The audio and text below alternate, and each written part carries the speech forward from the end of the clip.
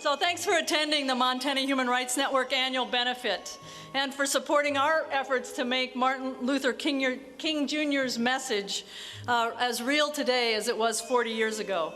You know, Martin Luther King Jr. was building more than just a civil rights movement to end racial segregation and discrimination when he was assassinated 40 years ago. He was in Memphis supporting the public sanitation workers' strike. He was building a movement to eliminate poverty. He was trying to end the war in Vietnam. He was building a broad-based human rights movement. Do you suppose we could get the music turned down? It's nice though, isn't it? Shall we dance? Yeah, better. I don't know. There goes those glasses. So I'm just going to wait a little while. Maybe that will go away. 1 minute? Okay, 1 minute until. So I think we'll wait maybe, and I'll start over. But Does anybody have a trumpet? Oh. Well, you know, last year at this benefit we had the Indigo Girls, and they were musical, but you could have brought your trumpet, and they're used to music at our benefits. And the year before that we had Al Franken, so if you could turn on the humor tonight. But Boy, my host. Anyhow, thanks again for coming and helping us support our efforts to make Martin Luther King Jr.'s message real today. You know, Martin Luther King would be 79 if he were alive today. He would be on Medicare. He might have diabetes or heart trouble. What do you think he would be saying to us about health care today? What would he be saying to us about this presidential race and our inability to talk about issues of race and gender? I think we're doing so badly at that. What would he be saying about immigration? Those are the kinds of things the Human Rights Network ponders as we consider the work we try to do in communities across Montana. But before we get to the provocative film, which of course does not answer any of those questions about Martin Luther King Jr., I'd like to introduce our speaker. He needs no introduction, I guess. He's U.S. Senator Jon Tester. Most of you know John is an organic farmer as well as a U.S. Senator, and for those of you who weren't able to make it downstairs to the reception ahead of time, you may not know how good organic hors d'oeuvres are. Seriously, we had organic hors d'oeuvres down there, and contrary to rumor, John did not make those hors d'oeuvres. I'm sure he would have, but we decided to go with River Song Gourmet here in Helena. It was a very good choice, I might add, although I'm sure you are pretty good at making hors d'oeuvres as well. But Missoula, did I say Helena? I apologize. Besides being an organic farmer and a part-time cook, John had another part-time job that you may not know about. A few years ago when I wanted to float the wild and scenic Missouri, I didn't want to do that long shuttle. And so I was trying to think of who I knew up there. And I was in the House, John was in the Senate. I thought, well, John, why not? He lives in Big Sandy. So I called him up, I offered him half the commercial rate. And he took it. And then after we agreed, he said, you know, last time I said I'd do this for somebody, I completely forgot. And so they got to the end of their 4-day float on the Missouri and no car. So you might not be wondering what I spent 4 days on the Missouri thinking about. Would my car really be there? But I want you to know John came through for me, and he's coming through for all of us now. Thanks, John. Let's welcome U.S. Senator Jon Tester.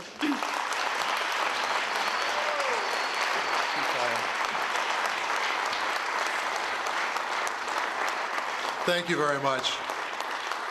You know, she started telling the story about the ferry and the car on the White Cliffs, and I got to thinking, man, I thought maybe that was the one I forgot, because I did, and it was harvest time and it was ugly, I'll tell you that, but we made it. I want to thank Christine for all of her work. She's been a dear friend and a great public servant for the state of Montana, and I want to thank Ken. Is Toole here? Well, I want to thank Ken also, even though he's in absentia, for the vision and commitment these two folks have had to commit an organization really dedicated to democracy, equality, progressive ideals that we all share, Over the past 2 decades, the Montana Human Rights Network has stood up for folks who oftentimes didn't have a voice. And our state's a better place because of it, so I want to thank you two very, very much.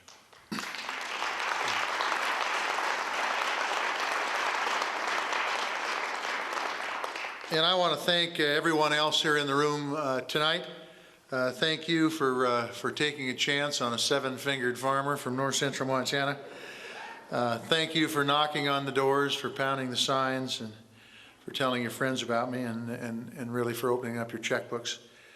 All that work, all that hard work paid off, and we were able to bring honor and change to a seat that was once held by the great statesman Mike Mansfield. I suppose that makes you responsible for making me leave Big Sandy, my farm, where the grass is green and the birds always sing, and get on a plane and go to Washington, D.C. every week. But I won't hold that against you. Thank you very much. In all honesty, I want to thank you for everything that you've done for me. I will never forget it. And I can tell you, you can bet that every day I take the responsibility that you have given to me very seriously back in Washington, D.C. Kevin, is Kevin here? O'Brien, where are you at? Is Steve here? Well, let me know when he shows up, okay? And I really want to thank you for fighting for the peace, equality, and justice in a great tradition of the man that we're celebrating here tonight. Chris talked a little bit about him. As a 34-year-old preacher, Dr. Martin Luther King changed the world. When he stood on the steps of the Lincoln Monument looking out over that reflective pool, and he said, "I have a dream that one day this nation will rise up and live out the true meaning of its creed. We hold these truths to be self-evident, that all men are created equal." We've come a long way since that August day 45 years ago, and I'm proud to say that we've accomplished a lot that Martin Luther King Jr. would be proud of. But to live up to the dreams that Dr. King talked about, we have much more work to do. And working together, I believe we will see real results. In April of 1968, before he was assassinated, Martin Luther King was in Memphis, Tennessee, fighting for, as Chris said, higher wages and better treatment for public works employees. We must guarantee that the workers of this country are assured the right to organize and collectively bargain with their employers. Those folks in Memphis knew full well the value of a hard, honest day's work. That's something that all Montanans know well.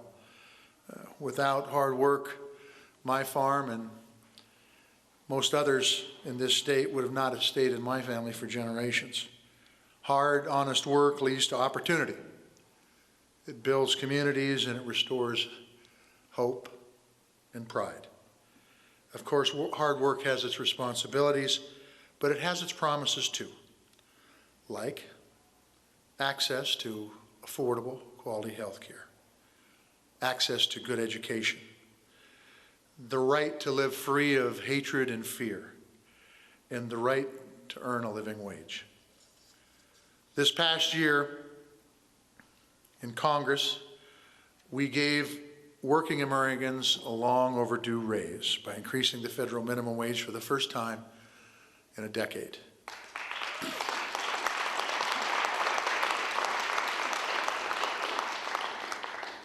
But our work is not done.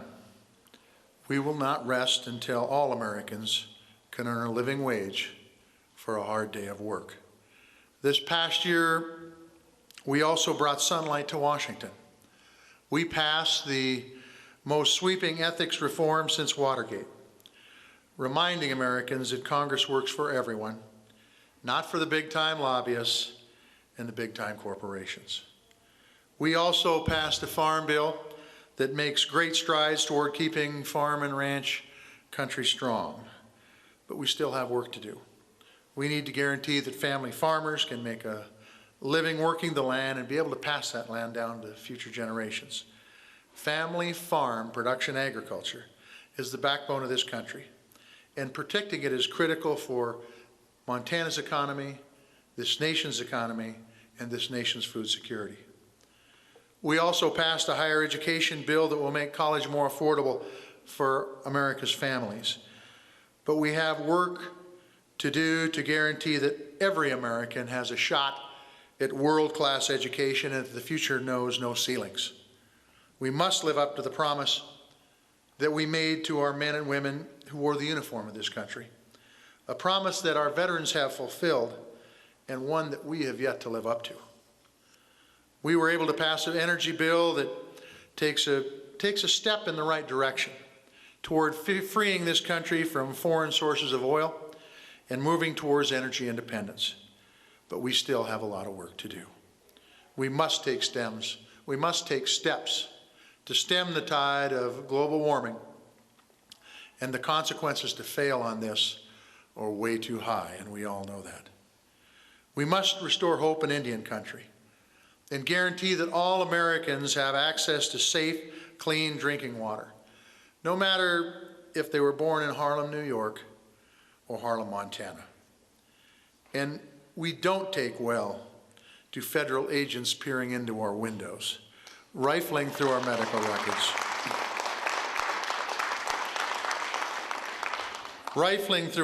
records, and trying to turn librarians into informants. We must be vigilant to keep this country safe, but we shouldn't infringe on the rights of law-abiding citizens, and we shouldn't be prying into private lives. You know, privacy isn't just a Montana value. It's a human right guaranteed by our Constitution. It is something that past generations have fought for. It's something that you fight for. And make no mistake about it, it's something that I will always fight for. You know, Martin Luther King dreamed of a world dedicated to justice, peace, and brotherhood. He called war a poor chisel to carve out a peaceful tomorrow. Now we can't afford to lose sight of his vision. Right now, we're in a war that is being fought by our sons and daughters, and it's being paid for by our grandkids, to the tune of about $3 billion a week. It's been 1,023 days since George Bush put on that flight suit and declared mission accomplished. And in that time, we learned that there were no weapons of mass destruction, and there was no plan to win the peace. More than 4,000 of our best and brightest will never return home, and thousands more will never walk or see again, and we will never know how many of these young men and women are scarred from within. I will make sure that our troops get what they need to do the jobs in the field, but make no mistake, we can no longer accept the status quo in Iraq. We can no longer police a bloody civil war with no end in sight.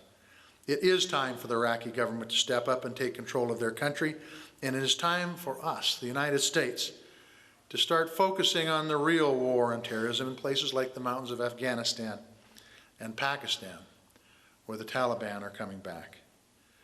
From a Birmingham jail in April of 1963, Dr. King wrote, "Injustice anywhere is a threat to justice everywhere.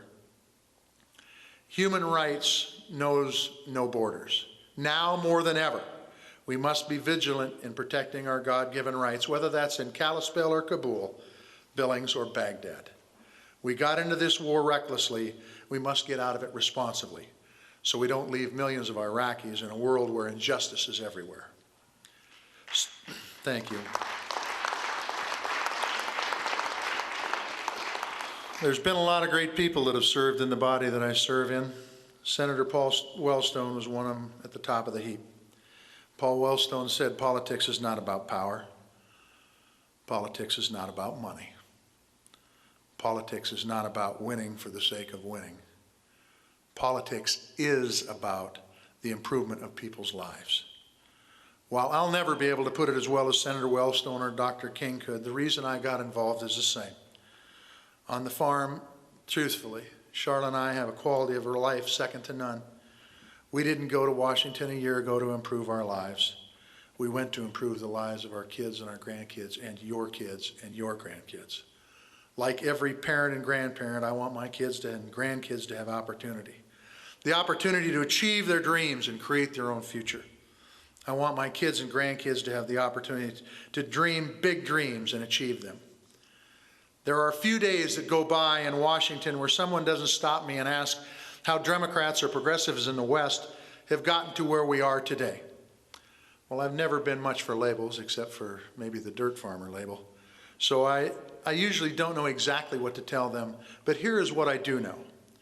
When we served in the state legislature in Helena and when we traveled the state, we talked about better jobs, more affordable education, quality health care, a cleaner environment, and renewable source of energies.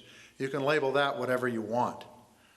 In Montana, we can and we will fight for the values that define us, those same values that Martin Luther King Jr. dared to dream. We will carry on the legacy of the Mansfields and the Metcalfs and the Rankins. We will fight for equality, and we will strive for social and economic justice. We need to value the strength of our society not by those making the most or doing the best, but measure it by those in the middle class and the working class, how we treat our poor and how we treat our elderly. These are the dreams that Dr. King alluded to that summer day on the steps of the Lincoln Monument, and these are the dreams we must strive for. It is, thank you.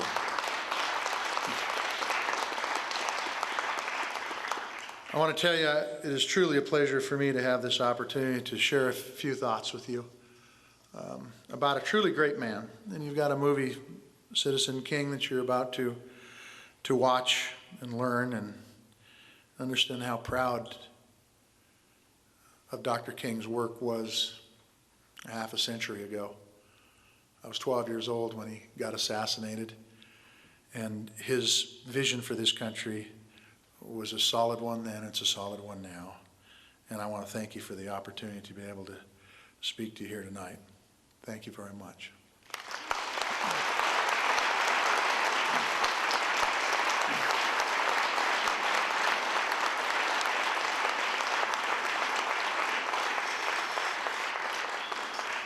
On a much, much lighter note, and this is a much, much lighter note, I want to thank my friend Steve Doherty for being here tonight. Steve, I'd like you to stand up, if you could. We all know Steve Doherty. Steve?